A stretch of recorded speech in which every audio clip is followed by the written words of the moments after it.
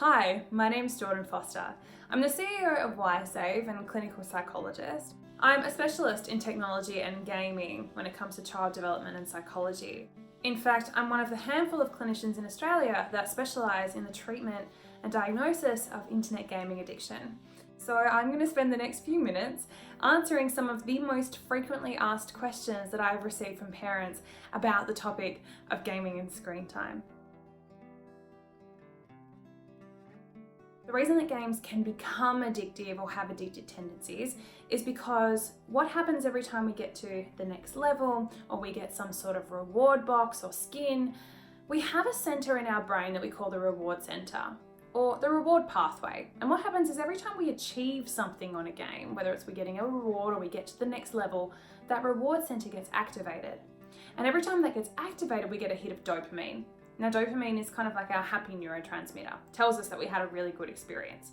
Now, if children play games every single day, and it is the only opportunity for their reward center to get activated, that's how we see kids becoming more addicted or just have very excessive habits when it comes to gaming.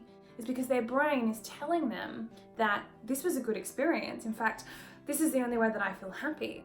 It's all about excessive gaming. Gaming itself is not the actual problem.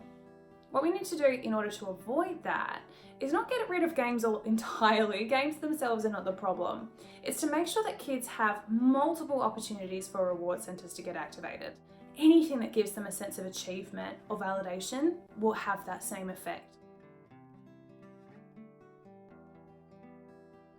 Let's talk about screen time recommendations. So the research that we use is conducted by the American Pediatric Association. And their recommendation is twofold. Essentially, their first recommendation is for children over the age of 2 and under the age of 10. They found that 1 hour of leisure time on a device per day was actually beneficial for children's mental health. So that's leisure time. So that's outside of school time, outside of homework time. They found that for kids over the age of 10, that between 1 and 2 hours was no more beneficial, but it wasn't detrimental. But they found that any more than 2 hours consecutively of leisure time started to become detrimental for a child's mental health. The second part of their recommendation was when you consider quantity, consider quality. I'll break it down in an anecdote. They found 2 children of the same age. One was only playing 30 minutes of a game that was quite violent in nature, had negative online communications, not developmentally appropriate, compared to a child that spent 3.5 hours watching YouTube, but was actually learning how to build a skateboard with their brother. The more detrimental effect was on the 30 minutes than the 3.5 hours. So when you consider quantity, consider what they're actually doing. They shouldn't be playing games before bed. And the reason being, when children play games, they go into what's called an elevated state of cognitive arousal.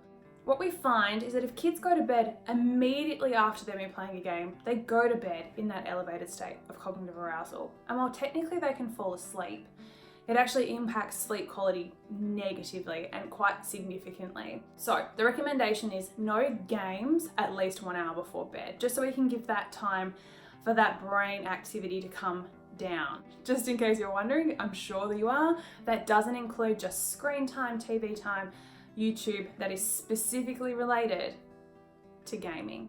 I hope you found these tips tonight very helpful. The moral of the story is it's all about balance. Have very clear expectations and boundaries for your children when it comes to gaming and screen time. Thank you, and I'll give you back to your presenter now. It's not about getting rid of games altogether. It's about making sure that children have multiple opportunities to have that reward pathway getting activated.